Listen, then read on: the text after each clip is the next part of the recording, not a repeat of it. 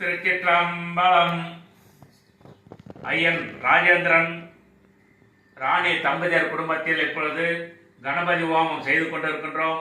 இந்த நல்ல நேரத்தில் இவர்களுடைய மூத்த மகன் கார்வண்ணன் அவர்களுக்கு விரைவில் திருமணம் நடந்து அதைத் தொடர்ந்து சந்தான பாக்கியம் கிடைத்து குழந்தை நன்கு வளர்ந்து சுகப்பிரசவம் நடந்து இவர்கள் பெற்றோர்கள் தாத்தாவாகவும் பாட்டியாகவும் பதவி உயர்வு பெற்று பல்லாண்டு காலம் சிறப்பாக வாழ திருஞான சம்பந்தர் திருமருகல் ஆலயத்தில் பாடிய பதிகத்தை பாடி பிரார்த்தனை செய்கின்றோம்.